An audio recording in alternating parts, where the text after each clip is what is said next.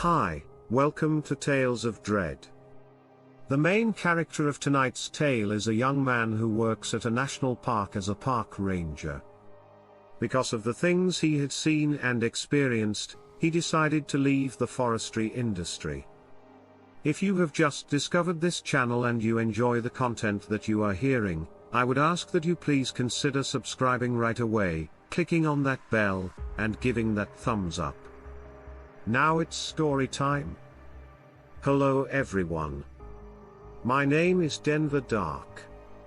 My age is 19, if that helps.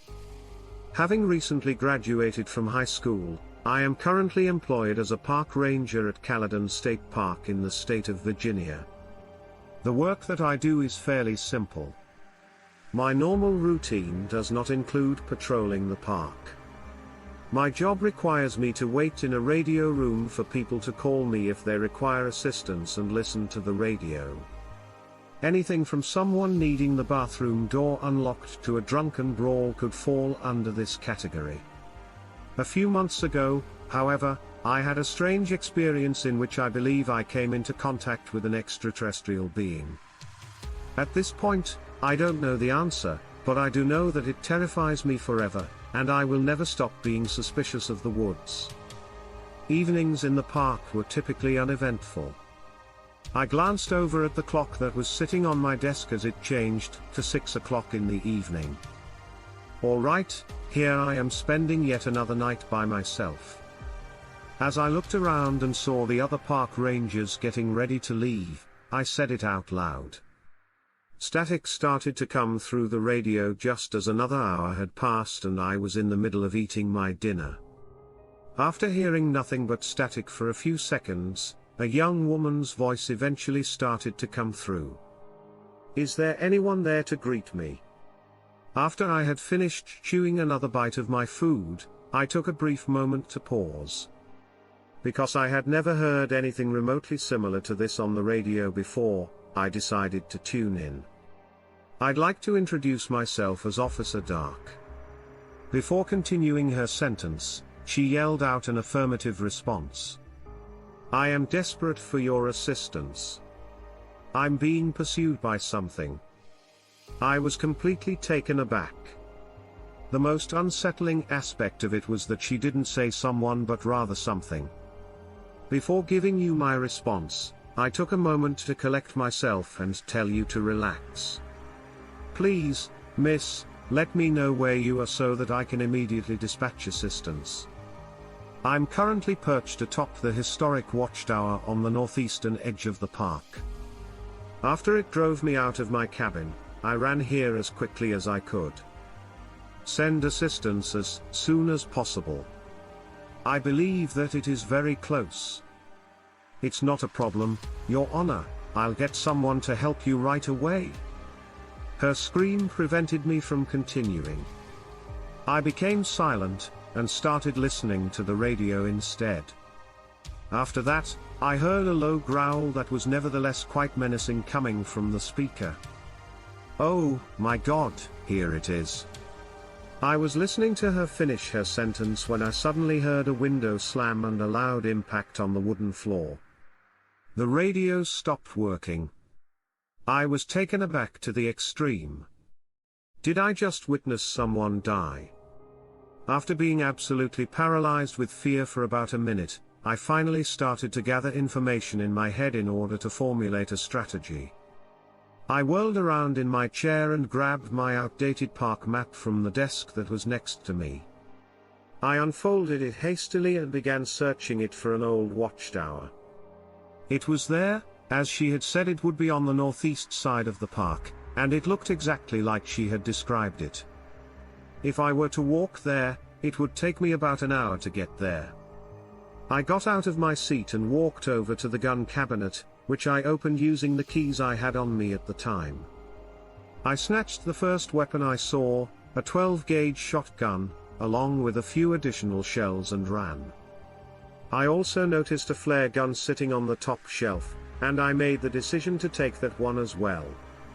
Before I left the station, I checked to make sure that I had everything that I would require, including the shotgun, the flare gun, the flashlight, the radio, the pocket knife, and the map.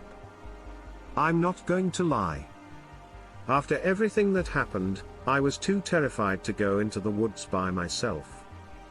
I, too, detested the concept of spending time by myself, but I also knew that I couldn't just laze around here doing nothing. After I had finished my business at the station, I was greeted by a refreshing breeze and a breathtaking sunset on a summer evening. Throughout the entirety of the night, various insects and animals began to emerge. I could hear the cicadas in the trees calling out to one another while the crickets buzzed on the ground below them. It's strange because you wouldn't think that a scene as breathtaking as that one could contain something as terrifying as what the woman went through because the journey was so long. When I was about 10 minutes away from the tower, everything changed. What had been an amazing sunset had turned the forest into a pitch black that no person can see into, along with the deafening sound of silence as the cicadas and crickets stopped chatting. I began moving at a faster pace than I normally would. This was very strange indeed. I had spent the night in this forest many times before, and nothing even remotely similar to what happened here had ever occurred. After continuing my walk for a few more minutes, I came upon the abandoned watchtower. It stood somewhere around 70 feet tall and had a shack perched on its summit. The watchtower had seen better days and was in need of repair. The fact that the wood was wet and cracked in so many places gave it the appearance of being very old. At this point, which was at the base of the tower, just as I was about to go up on the first step, I got the feeling that was the worst I had ever felt. My thoughts started to become jumbled. I was experiencing a great deal of nausea, and I started to see stars. As this went on, I became increasingly concerned that I might lose consciousness. Everything came to a halt as the darkness that was growing around my eyeballs continued to expand. Everything was back to normal. With the exception of one feeling. I had the impression that someone or something was staring at me. I swore I could feel its eyes penetrating the back of my head. It was a terrifying experience. The intensity of its light made me feel as though someone had thrust a knife into my side. I went as quickly as I could up the creaky, old stairs made of wood. But then I recalled the radio call that had been made. I had gotten earlier. When I reached the top of the steps, the hut was empty, there was no blood, no body, and no lady. I had mentally prepared myself for a gory scene, but it wasn't there. The fact that it appeared as though no one had been there in years was the single most unsettling thing about the location. Both the floor and the desk in the room were completely covered in dust and cobwebs. On top of the desk was a substantial radio. It must have been the one that made its way to mine, but even that was covered in spider webs. There was a very strange occurrence taking place. I just could not figure it out. There was a pile of very outdated newspapers resting on the corner of the desk. My natural inclination to investigate led me to pick up a newspaper with the headline date 1978. The attack on the woman, which resulted in her death, was carried out by a pussycat, which the locals say defies logic. It's impossible for this to be the same woman I just got in touch with. I was in need of more information. Therefore, I continued to read. The following passage that I read caused chills to run down my spine. The warm pussycat is reminiscent of a very large black panther, which is most widely recognized for the very vivid green eyes that it possesses. My blood ran cold. It was imperative that I leave this location at this very moment. Just as I was stuffing the newspaper into my pocket and getting ready to leave, an alarm went off.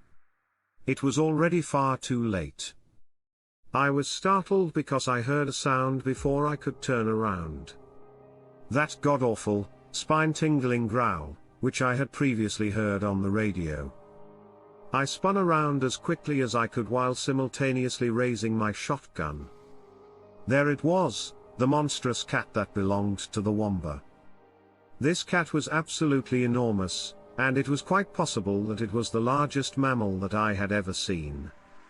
It was at least 8 feet tall and stood on all fours to behold its imposing presence.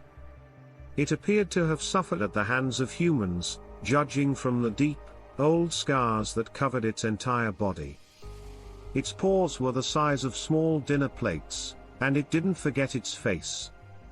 Its lips were completely bared back, showing its fangs that looked like dinner knives, and the most important thing of all was those dangling green eyes almost staring into my soul.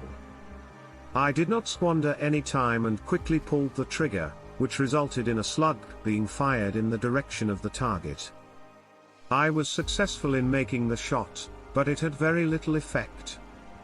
The cat took a few steps back when the slug hit him, but that was about all that happened. How can something like this still be alive? A bloody hole the size of a dollar coin had been left in its torso by the round after it had been fired. What ass! The creature appeared to be unfazed by the situation. I made the executive decision to make a break for it and raced to the door, but I was stopped in my tracks by the enormous cat which pounced on my back and pinned me to the hardwood floor. This beast raked its long claws across my back, leaving a wound that was excruciatingly painful. I had the impression that a hot iron was being used to scald me. I was able to roll over onto my back so that I was facing myself, despite the fact that I could feel blood soaking through my shirt. Even though I was able to keep its head at bay, the beast kept its head away from my face as it fought against me. I wasn't at all. During the pause, it began to swipe its claws at my face, leaving those searing claw marks on me once more. I made an effort to reach for the shotgun that was lying on the ground next to me, but I was unable to do so because blood from the gashes began to seep into my eyes, causing them to sting and preventing me from seeing. Because nothing was helping and because of the amount of blood I was losing, I began to give up. There was no point in continuing. I tried everything I could think of to overcome this obstacle, but to no avail. Just as I was about to give up, an inspiration struck me as I was thinking about all of my loved ones. I reached into my pocket and pulled out the knife that was hiding there, which I had completely overlooked earlier. I opened the sheath and then immediately stabbed the cat in the back of the neck with the blade. The beast jerked back in agony, and jumped off of me as it did so. This was my one and only opportunity to get away. I leapt to my feet and snatched the shotgun before tearing down the flight of stairs at full speed. I got a head start, but the cat caught up to me just as I got to the bottom. By the time I got there, the cat was already halfway down, so I didn't have any extra time. I didn't turn around to look, but even though I was running toward the trails, I could hear the large, heavy footsteps of the beast following close behind me. I was aware that it would one day catch up to me, so I circled back around, poured 2 more slugs into it, and then started staggering it again. I could tell it was hurt because of the significant slowdown in its movement. I reloaded my weapon and fired another shot in its direction, which also landed with a bloody splat. After that, the cat ceased its forward motion, changed direction, and began to jog in the opposite direction. It surrendered in the end. This did not prevent me from running as fast as I could back to the station. It took every ounce of my strength and every ounce of my willpower, but I finally made it back inside the building, and as soon as I did, I felt an overwhelming sense of relief wash over me. After tending to my wounds and getting a drink of water, I was able to get one, and I was successful in overcoming it. I thanked God that I was still alive as I pulled my phone out of my pocket and sat down in the chair at my desk. I was grateful to be here. I felt paper. The morning newspaper. After rereading the article, I realized that I had overlooked something earlier and pulled it out to have another look. Within the watchtower at Caledon State Park, the dead body of the woman was discovered. Even though she had been murdered, many of the people who were in the park said that they could still hear her yelling for assistance on the same night that she had been mutilated and even missing some of her limbs. Her body was found with several of her limbs amputated. I was completely startled by the event. I had no idea what to make of the situation. Could it have been a spirit, or perhaps a ghost? The exact moment that I finished reading the newspaper, the radio began playing the greeting that had been played at the beginning of the show. I'm going to assume that the story we heard tonight was entertaining for you guys. If this is your first time visiting the channel, I ask that you please subscribe, tell a friend about it, share it with others.